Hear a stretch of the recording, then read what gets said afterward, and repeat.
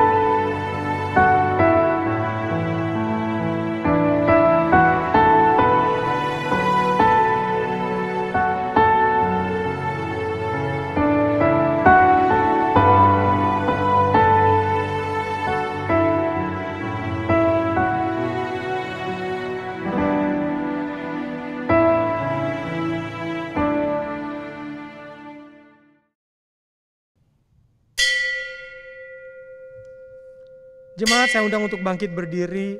Mari kita masuk di dalam saat teduh.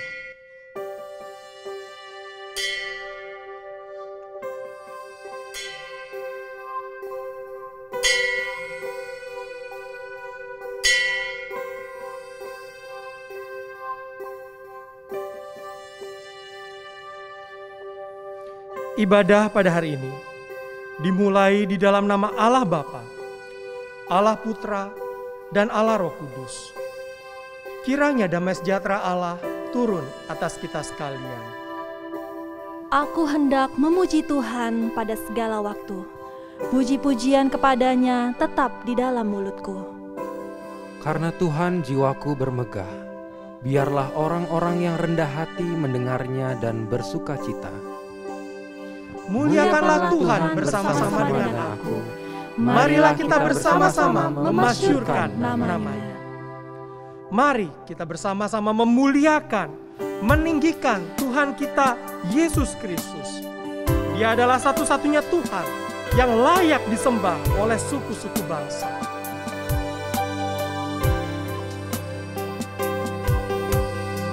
Yesuslah Tuhan yang layak disembah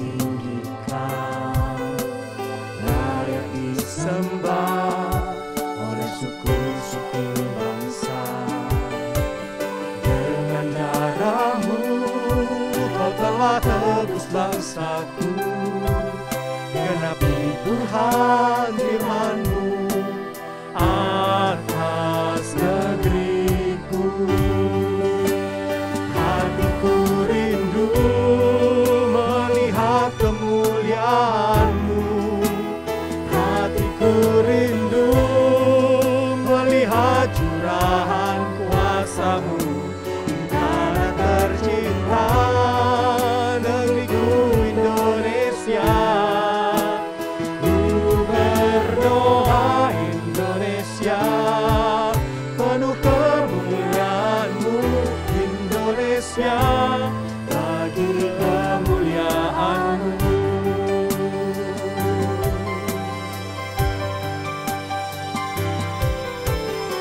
Yesuslah Tuhan yang layak ditinggikan, layak disembah oleh suku-suku bangsa. Dengan darah-Mu Kau telah tebus bangsaku. Genapi Tuhan firman-Mu atas negeriku. Rindu melihat kemuliaan-Mu. Hatiku rindu melihat curahan kuasa-Mu di tanah tercinta negeriku Indonesia. Ku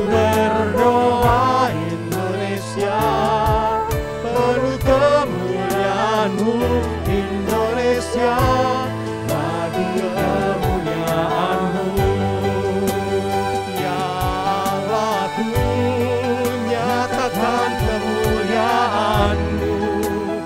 Ya Allahku, nyatakan curahan kuasa-Mu di tanah tercinta negeriku Indonesia. Ku berdoa Indonesia, penuh kemuliaan-Mu Indonesia, bagi kemuliaan-Mu.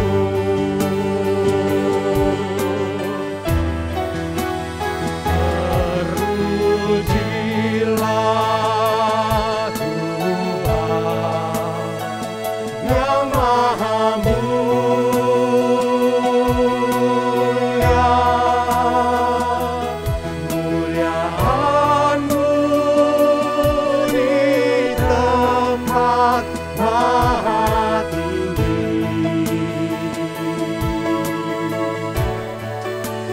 Terpujilah Tuhan yang Maha mulia,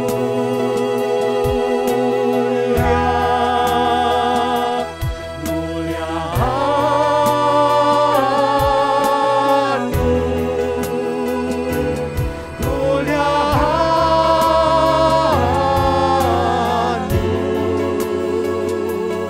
kemuliaan-Mu di tempat maha tinggi.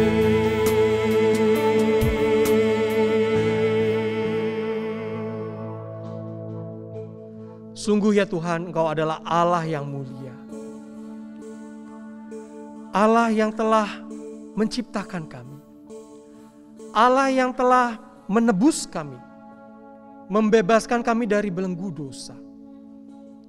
Allah yang telah memerdekakan kami. Terima kasih ya Tuhan. Engkau jugalah Allah yang telah menyertai bangsa dan negara kami ini. Sampai dengan sekarang ini. Itu semua karena kebaikan Tuhan. Itu semua karena karya Tuhan yang begitu luar biasa. Oh Tuhan, pada pagi hari ini kami juga datang di hadapan Tuhan. Menyadari bahwa di tengah-tengah segala kebaikan-Mu yang begitu melimpah, seringkali hidup kami mendukakan-Mu ya Tuhan. Kami yang seharusnya hidup tidak lagi dibelenggu oleh dosa. Yang seharusnya tidak lagi menikmati dosa. Yang seharusnya diberikan kesanggupan untuk melawan dosa. Ada kalanya kami terjatuh ya Tuhan. Ada kalanya kami gagal. Kata-kata yang kami lontarkan, yang seharusnya itu bisa membangun orang lain, justru tanpa sadar itu justru menjatuhkan orang lain. Dan itu menjadi kesaksian yang buruk ya Tuhan.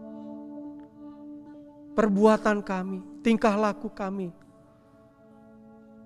ada kalanya kami lakukan tidak sesuai dengan apa yang Tuhan kehendaki.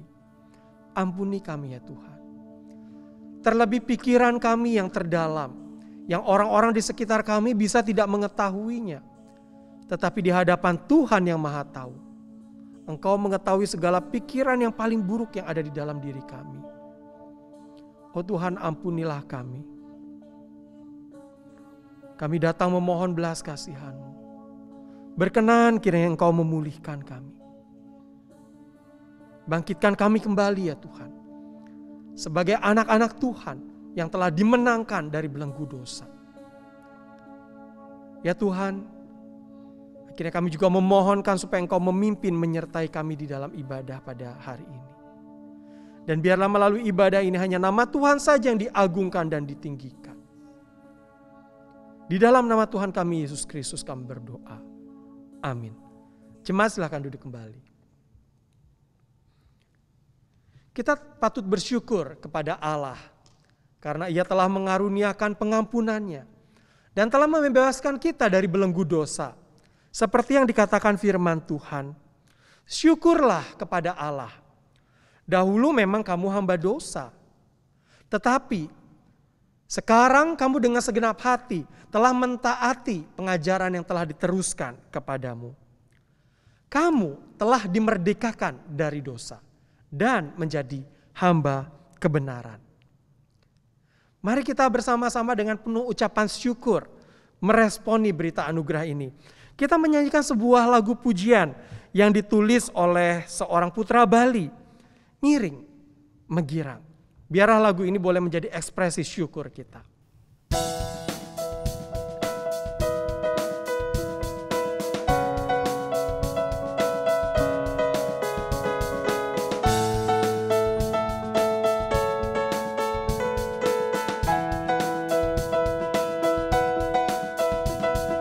Ngiring sarang-sarang Megirang, santukan ide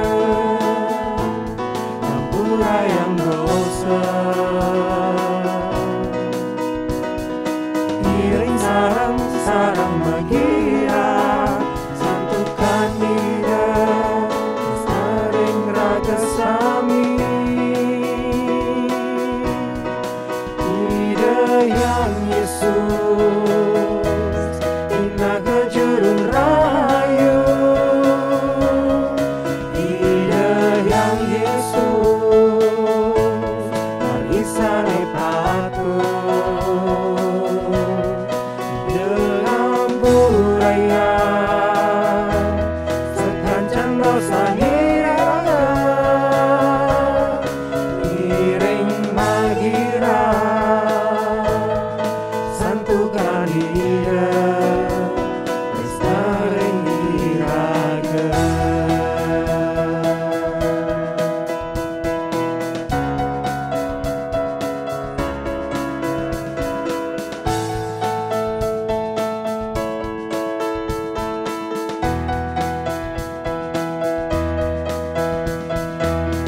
Sarang-sarang Megirang, santukan ide mampurai yang dosa.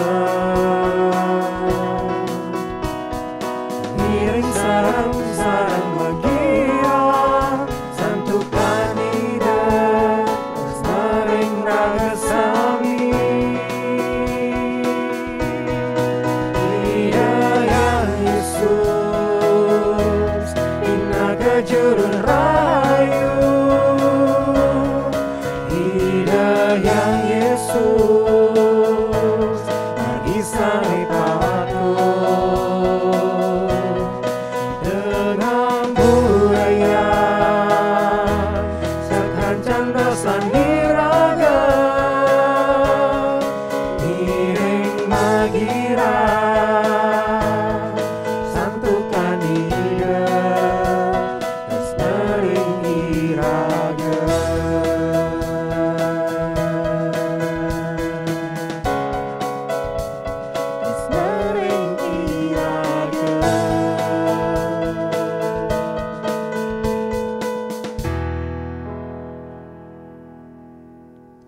Mari bersama-sama dengan orang percaya di segala tempat dan abad. Kita mengakui pengakuan iman kita dengan mengikrarkan pengakuan iman rasuli. Aku percaya kepada Allah, Bapa yang Maha Kuasa, Khalik langit dan bumi, dan kepada Yesus Kristus, Anaknya yang tunggal Tuhan kita, yang dikandung dari Roh Kudus, lahir dari anak darah Maria, yang menderita sengsara di bawah pemerintahan Pontius Pilatus, disalibkan, mati, dan dikuburkan, turun ke dalam kerajaan maut. Pada hari yang ketiga, bangkit pula dari antara orang mati, naik ke surga, duduk di sebelah kanan Allah, Bapa yang Maha Kuasa. Dan dari sana ia akan datang untuk menghakimi orang yang hidup dan yang mati. Aku percaya kepada Roh Kudus, gereja yang kudus dan am, persekutuan orang kudus, pengampunan dosa, kebangkitan tubuh, dan hidup yang kekal. Jemaat silakan duduk kembali. Sebagai orang-orang yang telah dimerdekakan oleh Tuhan dari belenggu dosa, maka sudah seharusnya kita hidup di dalam kebenaran. Sudah seharusnya kita mengisi kemerdekaan ini dengan hidup menjadi berkat bagi sesama kita. Dan biarlah firman Tuhan yang akan kita dengarkan sebentar lagi boleh terus memurnikan hidup kita, motivasi kita, dan menuntun hidup kita, mengarahkan hidup kita untuk dipakai menjadi berkat, menjadi alatnya Tuhan. Mari kita persiapkan hati kita untuk menerima kebenaran firman Tuhan dengan menaikkan sebuah doa melalui lagu Bagaikan Bintang-Bintang. Ku mau hidup seturut kehendak-Mu, mengerjakan keselamatan yang telah Kau beri. Biarlah hidupku menjadi jawaban bagi setiap orang yang membutuhkan. Ku mau bercahaya bagaikan bintang-bintang, di tengah kegelapan terpancar terang kasih Tuhan. Ku mau bercahaya, bermegah dalam Dia, menyaksikan kemurahan Tuhan, menceritakan perbuatan Tuhan. Ku rindu hidup selalu bercahaya dalam kemuliaan-Nya.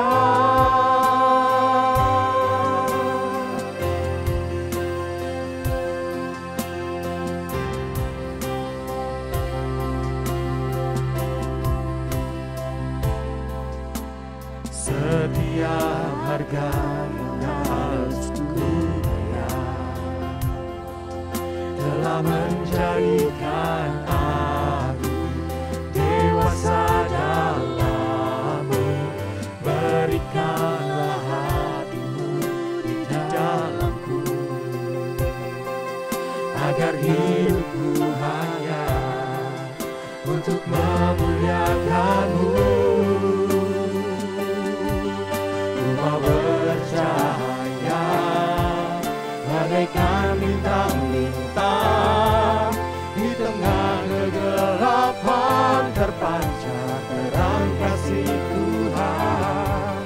Ku mau bercahaya, bermegah dalam Dia, menyaksikan kemurahan Tuhan, menceritakan perbuatan Tuhan. Ku rindu hidup selalu bercahaya dalam kemuliaan-Nya, menjadi harap-Mu itu rindu-Mu padaku, firman-Mu yang menjagaku. Berikan ku kuasa untuk genapi rencana-Mu, sampai bumi ini penuh kemuliaan-Mu. Ku mau bercahaya bagaikan bintang-bintang, di tengah kegelapan terpancar terang kasih Tuhan. Ku mau bercahaya, bermegah dalam Dia, menyaksikan kemurahan Tuhan, menceritakan perbuatan Tuhan. Ku rindu hidup selalu, ku rindu hidup selalu, ku rindu hidup selalu bercahaya dalam kemuliaan-Nya.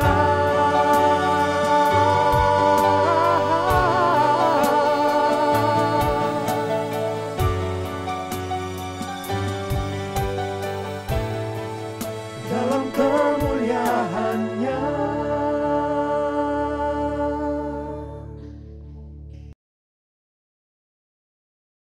Selamat pagi jemaat yang terkasih, mari kita akan masuk di dalam doa. Ya Tuhan, kami berterima kasih kembali kami boleh diberkati oleh Tuhan melewati hari demi hari. Dan tatkala Tuhan boleh membawa kami di pertengahan bulan ini, kami mau kembali diberkati oleh kebenaran firman Tuhan yang kami baca, kami selidiki, kami renungkan, agar itu boleh menjadi bagian yang kami jalani di dalam kehidupan kami sebagai orang-orang percaya. Dan kami secara khusus ya Tuhan mau menyerahkan jam-jam di mana kami boleh berdoa, kami boleh datang ke hadapan-Mu, kami boleh merenungkan firman-Mu, biarlah kami boleh mengarahkan hati dan pikiran kami hanya kepada kebenaran firman-Mu. Berkati setiap kami ya Tuhan, di tengah-tengah segala keterbatasan kami, biarlah kami mendapatkan pencerahan dari Tuhan. Di dalam nama Tuhan Yesus Kristus kami berdoa. Amin. Bapak Ibu, saya mau sedikit mereview. Sekalipun kita baru 2 minggu melewati ibadah kita.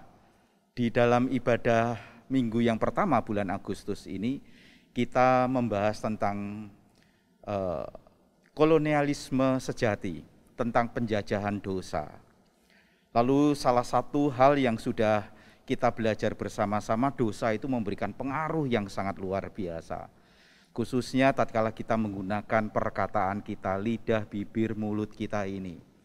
Dan jelas disampaikan di dalam bagian Yakobus, tidak ada seorang pun yang dapat mengendalikan lidah. Tetapi sebagai orang-orang yang sudah ditebus oleh Tuhan, tentu saja kita juga boleh mengalami kehidupan yang diubahkan oleh Tuhan. Dan di minggu yang keempat dan kelima, kita akan melihat bahwa penjajahan dosa itu sangat luar biasa, di mana salah satu ekspresinya adalah terkait dengan permasalahan-permasalahan seksualitas. Lalu di minggu kelima terkait dengan bagaimana kita menyikapi kehidupan kita terhadap yang namanya harta. Dan satu hal, di minggu yang pertama, cengkeraman dosa itu luar biasa. Cengkeraman dosa itu luar biasa. Karena Paulus sendiri, tatkala dia mengetahui hukum-hukum Allah, dan dia tahu pikirannya, kehendaknya ada di sana, tetapi apa yang dimunculkan di dalam kehidupannya justru hal-hal yang di luar dari apa yang dia tahu bahwa itu adalah sesuatu yang benar.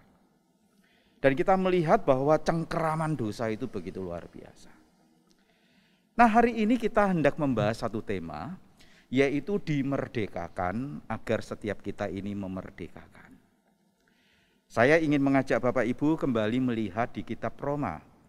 Roma pasalnya yang ke-6, ayatnya yang ke-11 sampai 14. Roma 6, 11 sampai 14 saya akan bacakan bagi Bapak Ibu. Demikian.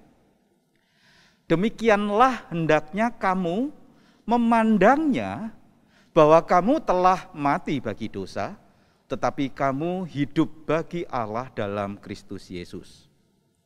Sebab itu hendaklah dosa jangan berkuasa lagi di dalam tubuhmu yang fana, supaya kamu jangan lagi menuruti keinginannya.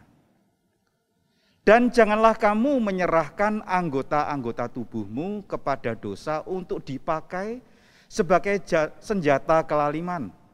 Tetapi serahkanlah dirimu kepada Allah sebagai orang-orang yang dahulu mati, tetapi yang sekarang hidup, dan serahkanlah anggota-anggota tubuhmu kepada Allah untuk menjadi senjata-senjata kebenaran. Sebab kamu tidak akan dikuasai lagi oleh dosa, karena kamu tidak berada di bawah hukum Taurat, tetapi di bawah kasih karunia. Ada sebuah kisah yang saya tonton, tentu saja di film. Terlepas apakah ini diangkat dari sebuah realita kehidupan.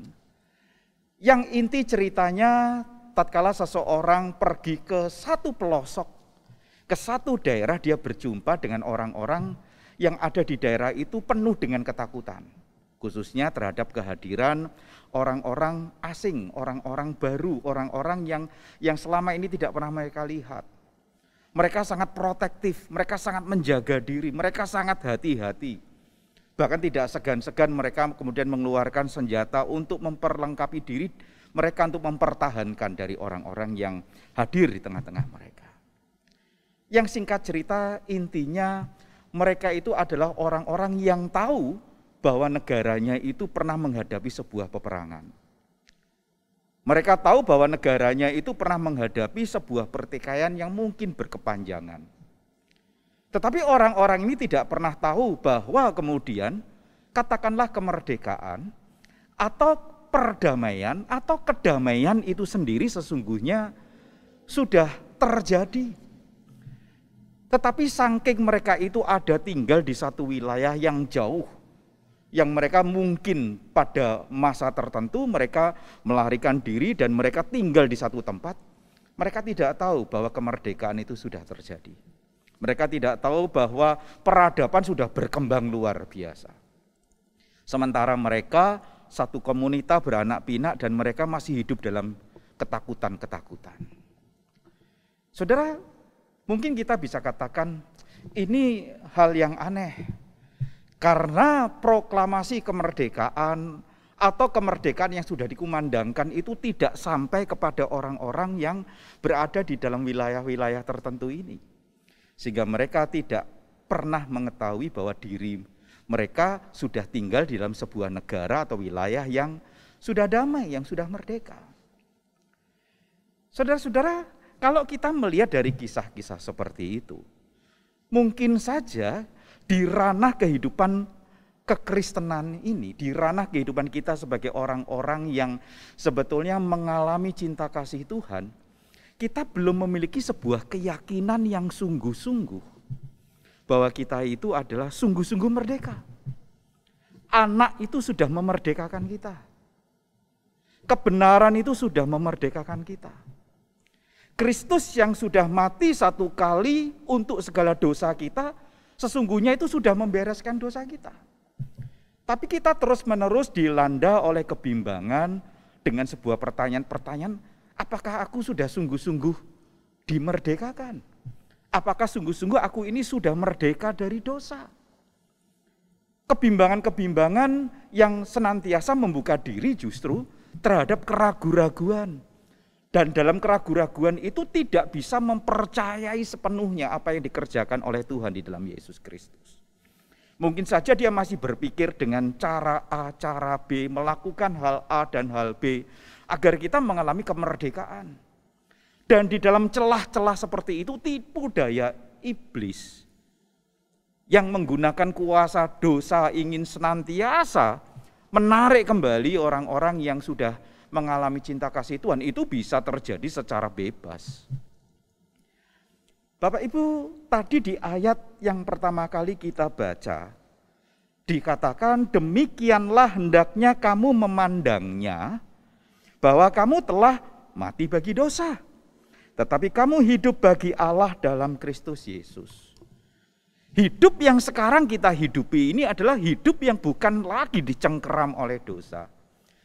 Itu sudah kita tinggalkan, kita sudah ditebus, sudah selesai oleh kasih Tuhan, oleh anugerah Tuhan. Dan kehidupan sekarang adalah kehidupan yang seharusnya kita konsentrasikan, kita persembahkan, kita lakukan hanya untuk Allah. Tapi berapa banyak orang-orang Kristen yang sebetulnya mereka tidak memiliki sebuah keyakinan bahwa mereka adalah orang yang sudah diselamatkan. Itulah sebabnya kalau kita belajar di dalam katekisasi atau POP kita, ada satu pelajaran yang penting tentang kepastian keselamatan. Tentang kepastian keselamatan. Bahwa darah Kristus sudah menebus kita dan kita pasti selamat. Tidak perlu lagi bimbang. Dan ini penting sekali. Karena tatkala kita mengetahui status kita sudah dimerdekakan oleh Tuhan, maka seharusnya apa yang kita lakukan ke depan adalah orang-orang yang melakukan sesuatu di dalam kemerdekaan itu juga untuk tujuan-tujuan yang Allah mau maksudkan. Dan saya ingin mengajak Bapak Ibu untuk melihat di dalam bagian ayat yang berikutnya. Di ayat 12 dikatakan, sebab itu hendaklah dosa jangan berkuasa lagi di dalam tubuhmu yang fana, supaya kamu jangan lagi menuruti keinginannya. Dan kalau kita langsung loncat ke ayat yang ke-14, sebab kamu tidak akan dikuasai lagi oleh dosa. Karena kamu tidak berada di bawah hukum Taurat, tetapi di bawah kasih karunia. Kita diingatkan, kita tidak lagi dikendalikan oleh dosa. Kita bukan lagi hamba dosa. Nanti di dalam ayat-ayat berikutnya ada istilah hamba yang dimunculkan. Bapak Ibu, saya mencoba untuk melihat penggunaan istilah hamba di zamannya Paulus menuliskan surat atau di zaman Yesus. Tatkala kita membicarakan tentang yang namanya hamba dengan pemahaman yang pada saat ini kita ketahui apa itu hamba. Hamba dari kata doulos itu adalah orang yang terikat dengan orang lain. Orang yang tidak mempunyai hidupnya sendiri, tetapi dia dimiliki oleh orang lain. Orang itu bahkan ada pendapat mengatakan tidak dihitung hamba atau budak itu sebagai person, sebagai manusia, tetapi sebagai barang yang bisa dijual, dibeli, ditukarkan, dan lain sebagainya. Sehingga ketika membicarakan istilah hamba di masa itu, hamba itu sesuatu yang sesungguhnya dalam posisi yang sulit. Dia tidak memiliki hak atas hidupnya. Sehingga ketika Paulus menggunakan istilah-istilah, kamu hamba dosa, kamu dikendalikan oleh dosa, kamu dimiliki oleh dosa, kamu melakukan di bawah kuasa dosa, memang tidak ada sesuatu kekuatan apapun di dalam diri kita sebagai hamba dosa itu. Nah, sekarang kita mencoba memahami ayat-ayat ini dalam pengertian hamba di dalam pemahaman kita. Hamba itu mungkin kita menerjemahkan yang paling sederhana adalah orang yang bekerja kepada kita.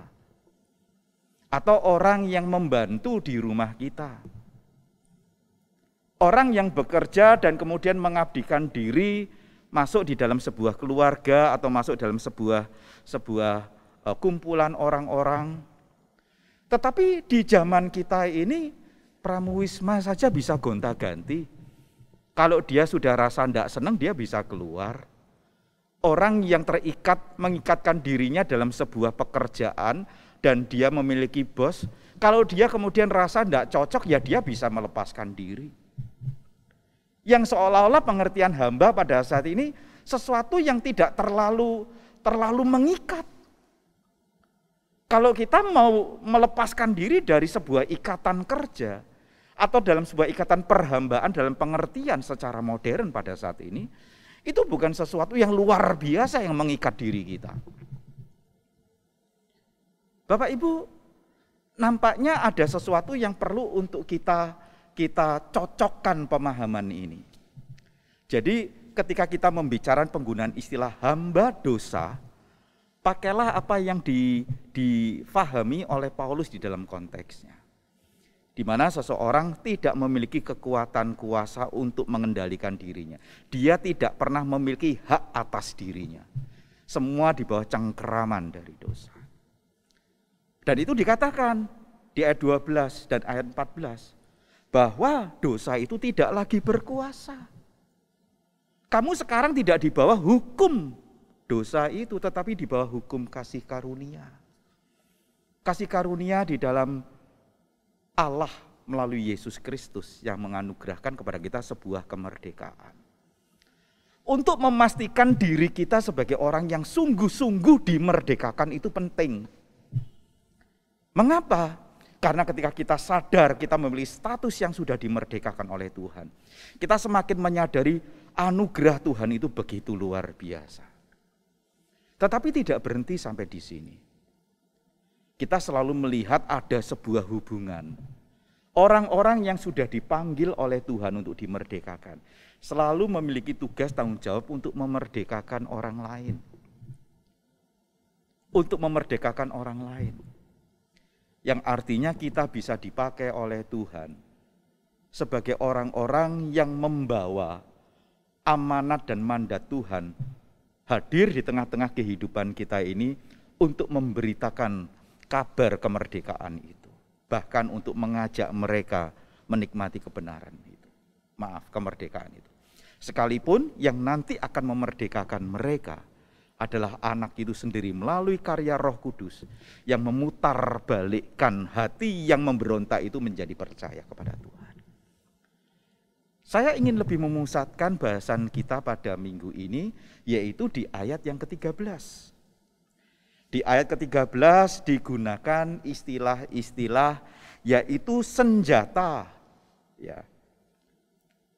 Jangan kita itu dipakai sebagai senjata kelaliman. Tetapi biarlah kita dipakai oleh Tuhan sebagai senjata kebenaran.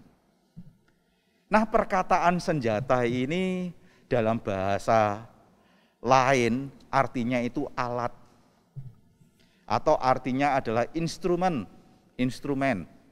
Ya. Tetapi juga dimengerti sebagai sesuatu yang dipakai untuk satu tujuan. Dan di sini kemudian dikatakan Paulus menggunakan sebuah analogi peperangan. Peperangan antara kuasa dosa dan kuasa Allah. Tentang kebaikan dan kejahatan. Tentang bagaimana kelaliman itu memiliki maksud tujuannya, bagaimana kebenaran itu memiliki agendanya. Dan ketika saya belajar satu mata kuliah, salah satu yang dibicarakan sejak peradaban dunia itu dihadirkan oleh Tuhan. Manusia itu sudah memiliki sebuah konsep bahwa terang dan gelap itu akan selalu berlawanan. Terang dan gelap itu bahkan ada yang mengatakan posisinya fairnya harus seimbang. Yang sekali-sekali gelap itu boleh menang, sekali-sekali terang itu harus menang. Tetapi ada pemahaman-pemahaman di mana kemudian pandangan terang dan gelap, hitam dan putih di dalam konteks pemahaman kekristenan dianggap oleh mereka tidak terlalu fair. Kenapa tidak fair? Karena terang itu pasti menang. Kalau terang itu pasti menang dan selalu menang, maka itu dalam pandangan keseimbangan terang dan gelap itu dianggap tidak fair. Tetapi itulah yang memang dikatakan oleh Alkitab. Saudara-saudara, ketika kita melihat bagaimana Paulus menggunakan analogi peperangan, dia kemudian di dalam paling tidak dalam bahasa Indonesia menerjemahkan ada senjata-senjata untuk kelaliman, ada senjata-senjata untuk kebenaran. Dan jelas menggunakan sebuah istilah, jangan kamu menjadi senjata kelaliman, tetapi hendaklah kamu menjadi senjata kebenaran. Teman-teman yang terkasih, ketika kita mencoba untuk melihat bagian ini, tadi kan kita sudah melihat di dalam paparan yang pertama bahwa kita tidak lagi dikuasai oleh dosa. Dosa tidak berkuasa atas hidup kita. Yang seharusnya hidup yang sudah diperbaharui, diberikan status dimerdekakan ini, kita berada di dalam bagian yang kemudian, yaitu apa? Menjadi senjata-senjata kebenaran. Saya ingin bacakan ayat 13 ini, khususnya di dalam bagian yang terakhir. Dan serahkanlah anggota-anggota tubuhmu kepada Allah untuk menjadi senjata-senjata kebenaran. Nah, kata senjata atau instrumen ini artinya bisa dua. Satu, arti yang paling sederhana ya tangan. Tangan. Yang kedua ya senjatanya itu sendiri. Tapi ada yang mengkaitkan ya senjata yang digunakan oleh tangan untuk melakukan sebuah peperangan. Nah, ketika kita mencoba melihat ada tiga hal yang bisa diartikan ke sana. Ingat, kita ini senjatanya Allah.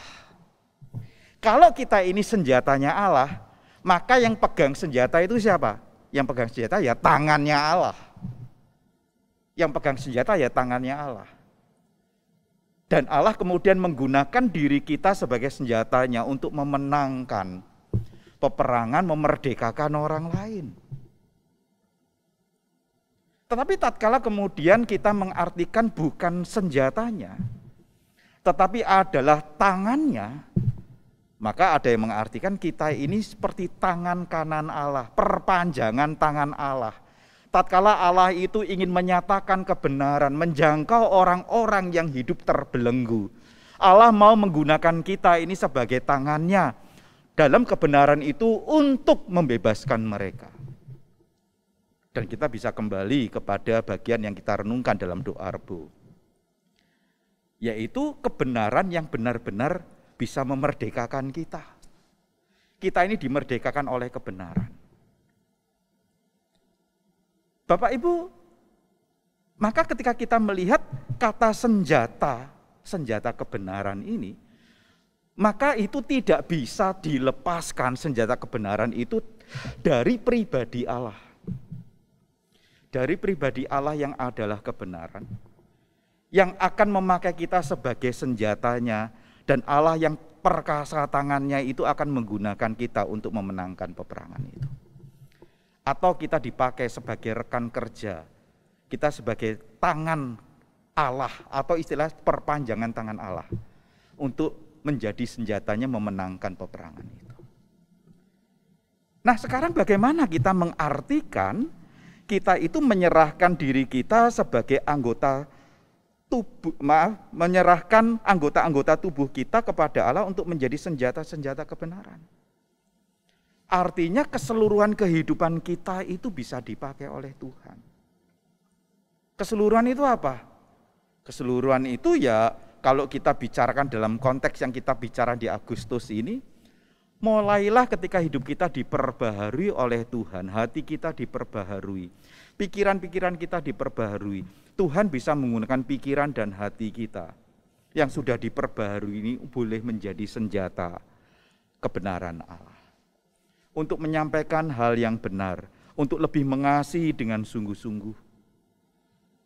Tetapi juga kalau kita membicarakan tentang yang minggu lalu, tentang verbal, tentang lidah, mari Tuhan biarlah menggunakan lidah kita ini juga untuk memerdekakan orang, untuk mendatangkan kekuatan, untuk memberikan penghiburan, untuk memberitahukan tentang hal yang benar. Saudara, tidak mudah memberitahukan hal yang benar. Karena kalau kita misalkan melihat kepada bagian hakim-hakim, banyak orang memandang benar ya berdasarkan perspektifnya tersendiri. Ketika kita menyampaikan hal yang benar di dalam perspektif firman Tuhan, itu tidak mudah. Kalau kita melihat saja di musim pandemi ini, ya, ada peristiwa-peristiwa yang seharusnya memprihatinkan kita. Orang-orang yang sudah diberi informasi yang benar, orang-orang yang diajak untuk melakukan protokol kesehatan yang baik, orang-orang yang sudah diberikan sebuah informasi pentingnya vaksinasi dan lain sebagainya. Berapa banyak di antara mereka yang bisa menerima sebagai sebuah kebenaran informasi dan mereka hidupi? Tapi seberapa banyak di antara mereka yang tetap menolak bagian itu? Salah satu WhatsApp yang saya baca ketika ada sekelompok orang-orang Kristen di satu daerah melakukan sebuah aksi yang buat saya secara pribadi nampaknya tidak benar ini. Lalu komentar itu dikatakan benar, itu adalah gereja kami, dia mengatakan. Permasalahannya mereka itu sudah dimuridkan oleh media-media sosial, dimuridkan oleh pemahaman-pemahaman yang tidak benar. Sehingga ketika diberikan kebenaran untuk menyikapi COVID, justru mereka melakukan tindakan yang sebaliknya. Bapak Ibu, untuk menyampaikan hal yang benar itu, mungkin kalau menyampaikan lalu kita berpikir, ya terima nggak terima ya itu urusan Anda, ya mungkin selesai sampai di situ. Tetapi membawa kebenaran itu di dalam kehidupan orang-orang yang masih dibelenggu oleh dosa. Pemikirannya masih dibelenggu, hatinya masih dibelenggu, tradisinya masih dibelenggu, itu tidak mudah. Tetapi dikatakan apa? Ya sekarang pakailah anggota tubuhmu itu. Pikiran, hatimu, lidahmu, biarlah dipakai oleh Tuhan untuk membebaskan orang lain, memerdekakan orang lain melalui kebenaran-kebenaran, dan engkau bersedia dipakai oleh Tuhan sebagai senjata kebenaran itu. Dan kalau kita mau rinci lebih banyak lagi, kita menggunakan tangan kita. Kalau kita bicara anggota tubuh, kita menggunakan kaki kita, sehingga kita rela berjalan kemana Tuhan mengarahkan kita untuk memberitakan tentang kebenaran itu. Untuk Tuhan mau menggunakan tangan kita, seberapa kuat kita itu bisa menopang orang lain. Kita bisa menggandeng orang lain, agar mereka kemudian mengenal kebenaran. Dan tatkala mereka mengenal kebenaran, maka mereka pun boleh mengalami kemerdekaan. Bapak Ibu, bagi saya ayat ini sepertinya sederhana. Tetapi tatkala kita coba jabarkan, maka sesungguhnya panggilan hidup kita adalah kita ini dimerdekakan agar kita juga bisa memerdekakan orang lain. Melalui apa? Melalui kehidupan yang sudah dimerdekakan. Melalui anggota tubuh kita, biarlah dipakai oleh Tuhan. Yang dimaksud tentu saja melalui totalitas kehidupan kita. Bapak Ibu, apa yang ada di sekitar kita? Banyak orang yang masih terbelenggu. Mungkin kita pikirkan, mari kita membebaskan agar mereka bisa baca tulis. Mari kita bebaskan mereka dari kemiskinan. Mari kita bebaskan mereka dari permasalahan-permasalahan hidup dan lain sebagainya. Baik, ada tanggung jawab sosial yang kita lakukan. Tapi jangan lupa, itu semuanya biarlah dipakai oleh Tuhan, agar mereka mengalami kemerdekaan yang sejati di dalam Kristus Yesus. Oleh karena itu, yakinlah bahwa kita sudah dimerdekakan. Dan terimalah tanggung jawab ini sebagai kepercayaan Tuhan bahwa setiap kita harus memerdekakan orang lain.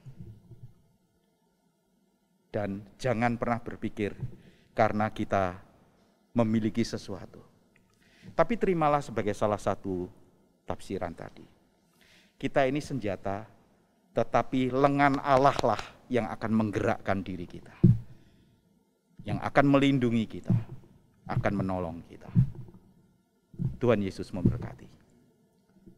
Mari kita masuk dalam doa. Ya Tuhan, ketika kami melihat kehidupan di sekitar kami mau berterima kasih tatkala Tuhan membuat hati kami ini iba, membuat hati kami ini terenyuh dan prihatin, bahwasanya banyak orang-orang yang hidupnya masih terikat, terbelenggu, masih dikuasai oleh kehidupan ini ya Tuhan dengan berbagai permasalahannya. Ada orang-orang yang miskin secara jasmani ya Tuhan. Tetapi lebih banyak orang-orang yang miskin secara rohani. Ada orang-orang yang buta huruf, tetapi juga banyak orang yang buta iman.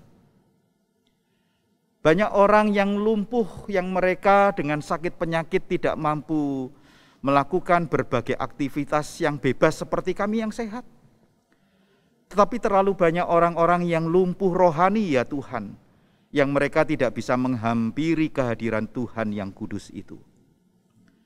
Ya Tuhan, sehingga biarlah kami bukan saja hanya digerakkan oleh tanggung jawab sosial, tetapi kami menyadari dari apa yang kami bisa lakukan bagi masyarakat sekitar kami. Kami sebetulnya diingatkan oleh Tuhan ada misi yang penting, bahwa kami boleh membawa kebenaran dan berita sukacita itu. Agar mereka bukan dibelenggu oleh permasalahan duniawi, tetapi mereka boleh dimerdekakan di dalam Kristus Yesus. Pakailah hidup kami ya Tuhan. Pakailah pikiran hati kami, tutur kata kami, perbuatan kami. Bahkan sampai kepada harta benda yang kami miliki. Untuk kami rela dipakai sebagai senjata-senjata kebenaran. Karena kami tahu persis bahwa kami adalah orang yang sudah dimerdekakan oleh Tuhan. Bapa, inilah yang menjadi syukur kami. Dalam nama Tuhan Yesus Kristus. Amin. Jemaat, mari kita bersama-sama bersatu hati masuk di dalam doa syafaat. Mari kita berdoa. Bapa kami di dalam surga, terima kasih untuk kebenaran firman Tuhan yang telah kami dengarkan bersama-sama, yang mengingatkan setiap kami yang sudah dimerdekakan oleh Tuhan. Sudah seharusnya kami pun hidup memerdekakan orang-orang yang masih hidup di dalam belenggu dosa. Kami dipanggil untuk menyatakan kasih Tuhan bagi orang-orang yang ada di sekitar kami. Untuk itu ya Tuhan, kami rindu supaya Tuhan yang boleh terus menolong, memakai gerejamu di tempat ini, menjadi saksi dimanapun Tuhan menempatkan setiap kami ya Tuhan. Kepada setiap kami yang Tuhan percayakan sebagai usahawan, Tuhan tolong kami supaya di dalam menjalankan usaha kami menjalankannya dengan jujur, dengan baik.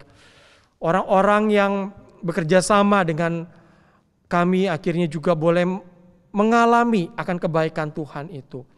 Ada para pekerja yang Tuhan percayakan untuk boleh bekerja di dalamnya.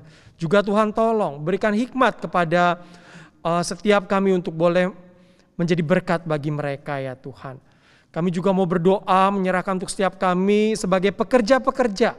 Tuhan tolong juga ketika kami bekerja dengan etos kerja yang baik, dengan hati yang sungguh sebagaimana kami melakukannya untuk Tuhan. Kami juga mau saat ini berdoa ya Tuhan di tengah situasi sekarang ini. Ketika ada begitu banyak usaha-usaha yang mengalami himpitan, ketika penghasilan semakin berkurang, ketika kehidupan menjadi lebih sulit, Tuhan berikan kepada kami hikmat-Mu, tuntunan-Mu, kekuatan yang daripada Engkau. Di dalam kami bertahan, di dalam kami berjuang di tengah-tengah situasi sekarang ini ya Tuhan. Tuhan tolong sertai kami supaya kami juga tidak sampai jatuh di dalam menggunakan cara-cara yang tidak berkenan di hadapan-Mu ya Tuhan. Kami mohon penyertaan-Mu. Saat ini kami juga mau berdoa ya Tuhan, menyerahkan untuk jemaat Tuhan yang di dalam pergumulan, yang sakit, yang lemah tubuh, supaya Tuhan yang memberikan pemulihan, Tuhan menjamah. Khususnya mereka yang terpapar COVID saat ini ya Tuhan. Tuhan tolong, Tuhan pulihkan ya Tuhan. Kami juga mau berdoa menyerahkan untuk gerejamu di tempat ini yang saat ini sedang di dalam persiapan untuk menyusun program pelayanan tahun 2022. Dan juga di dalam persiapan pergantian majelis dan juga akan dilanjutkan dengan pergantian pengurus. Supaya Tuhan juga yang boleh mempersiapkan orang-orang yang tepat untuk boleh melayani di dalam kemajelisan maupun kepengurusan untuk periode mendatang.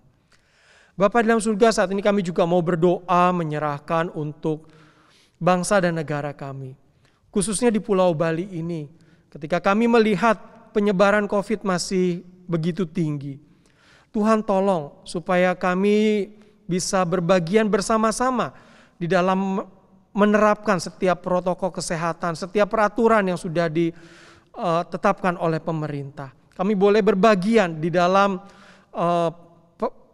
usaha ini ya Tuhan, sehingga pandemi ini bisa segera berakhir. Kami berdoa juga untuk proses vaksinasi yang masih terus berjalan, khususnya untuk para nakes yang menjalani tahap yang ketiga. Kiranya Tuhan tolong melalui vaksinasi yang dijalankan ini pun juga boleh menjadi salah satu cara untuk mengurangi penyebaran atau dampak yang parah dari penyakit ini ya Tuhan. Kami berdoa untuk para tenaga medis supaya Tuhan lindungi mereka, Tuhan jagai mereka. Berdoa untuk pemerintah kami, Tuhan karuniakan hikmat bijaksana bagi mereka. Terima kasih ya Tuhan karena kami boleh menaikkan doa syafaat kami yang kami alaskan di dalam nama Tuhan kami Yesus Kristus yang telah mengajarkan kami berdoa. Bapa kami yang di surga, dikuduskanlah namamu, datanglah kerajaanmu, jadilah kehendak-Mu di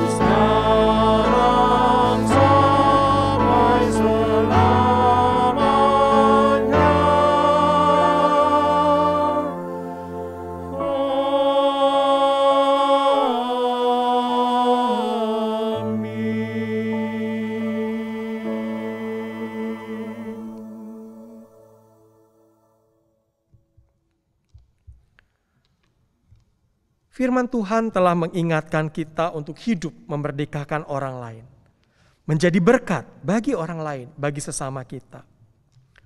Bapak Putu Widiana adalah seorang putra Bali yang telah menerima anugerah Tuhan dan kemudian mempersembahkan hidupnya sebagai seorang penerjemah di Word of Life Correspondence Bible School di Makassar. Ia juga menjadi berkat bagi gereja Tuhan, khususnya bagi umat Tuhan di Bali, dengan menggubah 231 melodi pentatonik Bali untuk menyanyikan lagu-lagu pujian yang ada di dalam kidung jemaat. Mari kita juga mempersembahkan hidup kita menjadi alat-alatnya Tuhan yang memuliakan Dia di dalam seluruh hidup kita. Persembahan yang kita berikan merupakan ungkapan syukur kita, sekaligus simbol dari persembahan hidup kita di hadapan Tuhan. Mari kita memberikan persembahan kita dan menyanyikan lagu Tuhan, ambil hidupku.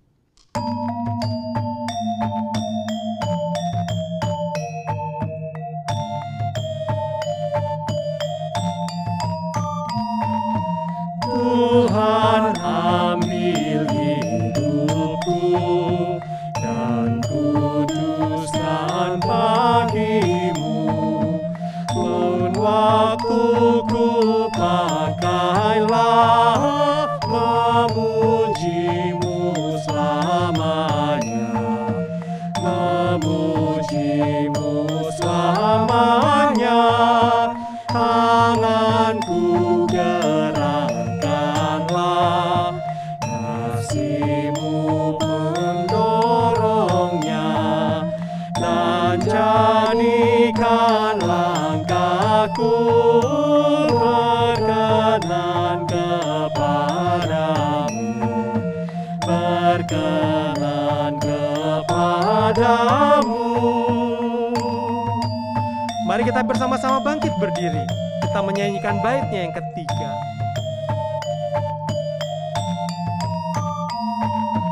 Buatlah suaraku hanya mengagungkan-Mu, dan sertakan lidahku jadi saksi Injil-Mu, jadi saksi Injil-Mu. Mari kita berdoa. Ya Tuhan, terima kasih untuk segala berkat Tuhan yang senantiasa Tuhan nyatakan di dalam hidup kami. Senantiasa baru dari hari ke hari. Terima kasih untuk segala kecukupan yang masih Tuhan berikan hingga hari ini. Sebagai ungkapan syukur kami di hadapan-Mu ya Tuhan, kami memberikan persembahan kami ini.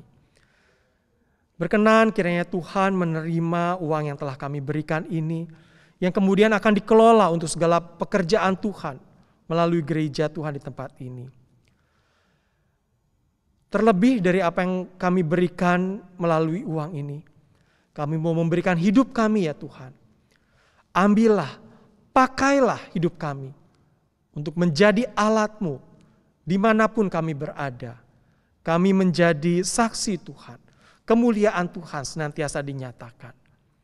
Di dalam nama Tuhan kami Yesus Kristus, kami menyerahkan persembahan kami. Amin. Dengan tetap bangkit berdiri, mari kita mengembalikan segala kemuliaan dengan menaikkan pujian doksologi, puji Allah. Haleluya.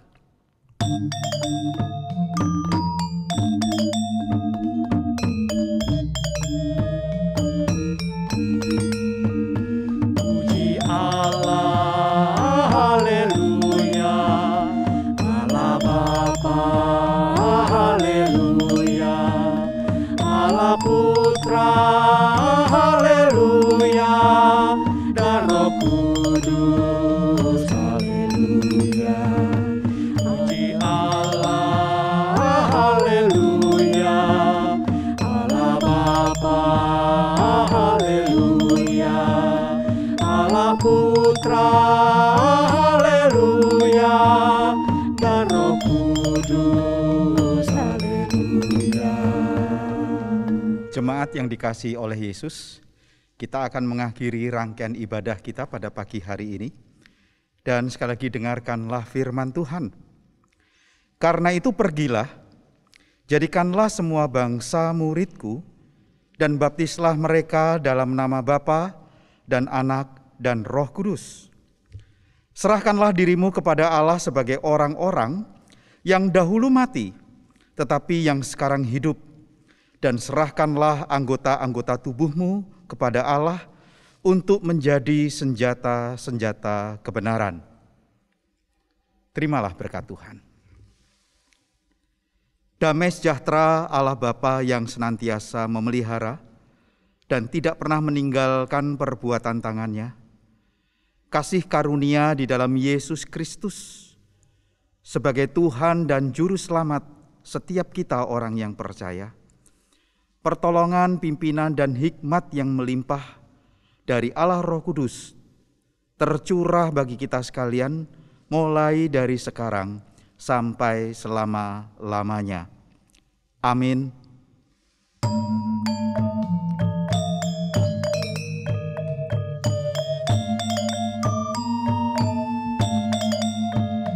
Haleluya, amin, amin. Haleluya, amin. Haleluya, amin, amin. Haleluya, amin. Silakan duduk. Saat teduh buat kita sekalian. Tuhan Yesus memberkati.